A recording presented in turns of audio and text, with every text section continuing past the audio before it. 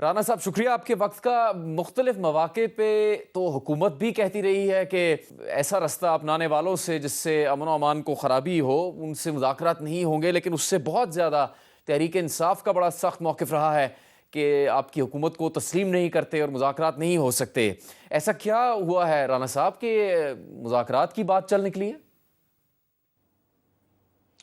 نہیں، ایسا بالکل ہماری طرف سے تو کبھی بھی نہیں ہوا۔ ہم تو جب اپوزیشن میں تھے اور ہمارے خلاف کیسز بنائے جا رہے تھے، وکٹیمائز کیا جا رہا تھا، تو اس وقت کی بات بھی وہ بڑی جو ہے وہ ریلیونٹ ہے کہ میاں Shahbaz Sharif sahab the then leader of the opposition, تو انہوں نے on the floor of the house Imran Khan sahab کی موجودگی میں یہ کہا تھا کہ وزیر اعظم صاحب ہم آپ کے ساتھ اس ملک کی بہتری کے لیے چارٹر آف اکانومی کے لیے بیٹھنے کو تیار ہیں، آپ ہمارے ساتھ بیٹھیں۔ تو جو انہوں نے پھر آگے سے کہا کہ میں نے آپ کے ساتھ کیا کرنا ہے، تو وہ بہرخیر وہ اب تاریخ کا حصہ ہے، انہوں نے کر کے دکھایا۔ تو اب بھی یہ اس بات کو کوئی چند دن گزرے ہیں، پچھلے مہینے کی بات ہے، تو پرائم منسٹر نے on the floor of the house اسی اپوزیشن کو، جو کہ پی ٹی آئی کی اپوزیشن ہے، اور جو بات آپ کہہ رہے ہیں تو یہ سارا کچھ وہی کر رہے ہیں، تو انہوں نے جو ہے وہ ان کو کہا کہ آئیں بیٹھیں بات کریں۔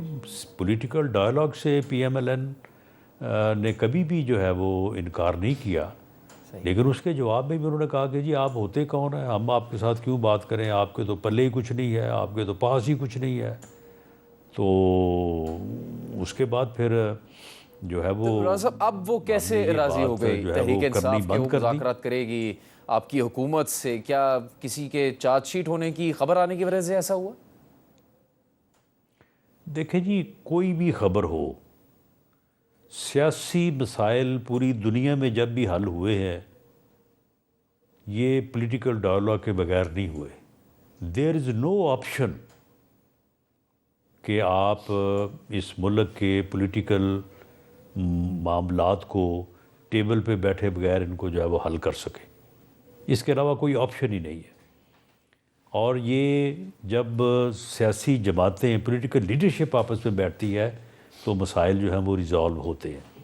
یہ عمران خان صاحب نے یہ پہلی دفعہ جو ہے وہ ایک نیا انہوں نے جو ہے وہ بیانیہ جو ہے وہ نکالا ہے کہ جب وہ حکومت میں تھے تو اس وقت بھی کہتے تھے کہ جی اپوزیشن کے ساتھ میں بات نہیں کروں گا، میں ان کو چھوڑوں گا ہی نہیں، اور وہ 3.5 سال آن ریکارڈ ہے کہ انہوں نے 3.5 سال میں لیڈر آف دی اپوزیشن کو فون تک نہیں کیا۔ کبھی وہ ہماری سیٹوں پہ آ کے پارلیمنٹ میں انہوں نے کبھی ہمارے ساتھ جو ہے وہ ملے نہیں، اور اب بھی وہ آج تک کا ان کا یہی سٹانس ہے کہ جی میں نے بات جو کرنی ہے وہ اسٹیبلشمنٹ سے کرنی ہے۔ تو یہ ان کی طرف سے جو ہے وہ یہ دقت رہی ہے۔ اب اگر انہوں نے اس میں اگر ان کو کوئی بات سمجھ آ گئی ہے جو کہ بالکل صحیح بات ہے تو بڑی اچھی بات ہے، تو رانا صاحب لیکن اب ہمارے تحریک تک انصاف کا بات تو پہنچے گی تو ہم بات آگے کریں گے۔ جی آپ کے علم میں بھی ہے کہ ان کا تو 1 پوائنٹ ایجنڈا نظر آتا ہے کہ بانی پی ٹی آئی کو رہا کیا جائے، تو یہ ممکن ہے؟ اور اگر یہ ممکن نہیں ہے تو پھر یہ مذاکرات کیسے آگے بڑھیں گے؟ نہیں دیکھیں، یہ تو پھر جب بات ہوتی ہے تو پھر اس کے بعد جو ہے وہ پھر اگر وہ کوئی ایک بات کریں گے تو اس کے جو قانونی اور آئینی پہلو ہوں گے تو اس کے اوپر پھر اسی کے مطابق ہی ہوگا نا۔ دیکھیں، اگر تو بانی پی ٹی آئی کو گورنمنٹ نے جو ہے وہ بائی ایگزیکٹو آرڈر جو ہے وہ ڈیٹین کیا ہوا ہے تو پھر تو وہ بات کر سکتے ہیں کہ جی وزیر اعظم صاحب جو ہے وہ وڈرا کریں اس کو۔ لیکن اگر بانی پی ٹی آئی کے خلاف متعدد کیسز ہیں اور وہ گورنمنٹ کسٹڈی میں نہیں ہے، وہ جوڈیشل کسٹڈی میں ہے، تو وہ تو جوڈیشری سے ان کی بیل ہی ہونی ہے۔ وزیر اعظم تو کوئی ایسا آرڈر نہیں کر سکتا۔ ٹھیک ہے رانا صاحب، ایک خبر جب آئی، بڑی خبر تھی، سابق D G I S I فیض حمید کو باضابطہ چارج شیٹ کیا گیا۔ آپ نے بھی ان کے دور میں کافی ظلم سہے ہیں، بہرحال اس وقت جو چارج شیٹ ہے وہ حالیہ دور میں ان کے جو اقدامات تھے ریٹائرمنٹ کے بعد سیاسی مداخلت پر اس پر مبنی ہے۔ ان کے ٹرائل کے نتیجے میں عمران خان صاحب بھی پھنسیں گے کیا؟ دیکھیں D G I S P R کی جو پریس ریلیز ہے نا، وہ کوئی ایسے نہیں ہوتا کہ جی جو دل میں آیا تو لکھ کے تو جاری کروا دی. اس کا ایک ایک لفظ جو ہے وہ غور و فکر کے بعد ہوتا ہے. رسپانسبلٹی جو ہے وہ انسٹیٹیوشن نے لینی ہوتی ہے.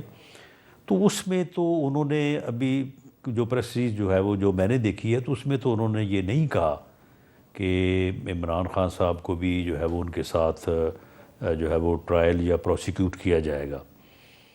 تو جو انہوں نے یہ کہا ہے کہ 9 مئی کے واقعات جو تشدد واقعات 9 مئی سے متعلقہ ہیں، تو ان کا ان کے خلاف ایلیگیشن ہے. اور ساتھ یہ ہے کہ ان کے مذموم جو سیاسی عناصر ہیں ان کے ساتھ ان کے روابط تھے ان تشدد کے واقعات کو کروانے کے لیے. تو اگر یہ بات، اور یہ کہا کہ انڈر انویسٹیگیشن ہے یہ بات، اگر یہ ایسا ہی ہے تو پھر میں اپنے اندازے سے یہ بات کہہ سکتا ہوں کہ وہ مذموم سیاسی عناصر جنہوں نے 9 مئی یا 9 مئی سے ریلیٹڈ پرتشدد واقعات کیے، وہ عناصر جو ہے وہ پی ٹی آئی کے ہی ہیں. وہ پی ٹی آئی کے علاوہ کسی اور جگہ پہ نہیں پائے جاتے. تو اگر وہ ٹرائل ان کا ہوا تو پھر اس میں یہ لوگ ساتھ ہوں گے. تو اس میں پھر عمران خان صاحب کو ان کی جماعت کے لوگوں کو بھی سزا ہو سکتی ہے؟ دیکھیں ٹرائل میں تو ٹرائل میں ایویڈنس ہوگی، ایویڈنس کے بعد فیصلہ ہوگا، عدالت نے فیصلہ کرنا ہے. راز صاحب سزا کا تو آپ پہلے سے پریڈکشن نہیں کر سکتے. جی، لیکن یہ خبریں بھی آئیں ان کی چارج شیٹ ہونے کے بعد کہ ان کے 50 کے قریب سیاستدانوں سے رابطے تھے، اور زیادہ تر تحریک انصاف کے تھے. مطلب صرف تحریک انصاف کے لوگ نہیں تھے جن سے ان کے رابطے تھے. تو آپ کی جماعت میں بھی لوگ تھے جن کے جنرل ریٹائرڈ فیض حمید سے رابطے رہے ہیں؟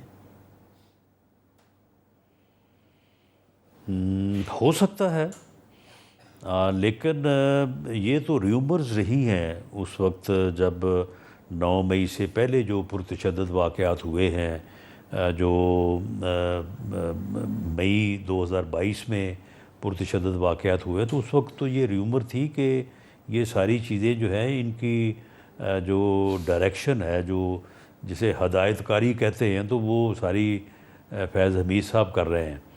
وہ جو لانگ مارچ چلا تھا لاہور سے، اور پھر راستے میں کبھی رک جاتا تھا کبھی چل پڑتا تھا، اس کی سمت اسلام آباد سے موڑ دی گئی تھی پنڈی کی طرف، اور پھر ان مخصوص ڈیٹس میں وہ وہاں پہ پہنچا تھا جس میں جو ہے وہ آرمی چیف کی تعیناتی ہونی تھی. تو اس وقت یہ ریومرز تھیں. اب اگر کوئی ایویڈنس سامنے آ گئی ہے تو وہ جب سامنے آئے گی تو پھر دیکھا جائے گا. کیا اس سلسلے میں نواز شریف صاحب اور آصف زرداری صاحب سے بھی رابطہ کیا گیا تھا اس وقت؟ یہ بھی ایک سوال زیر گردش ہے.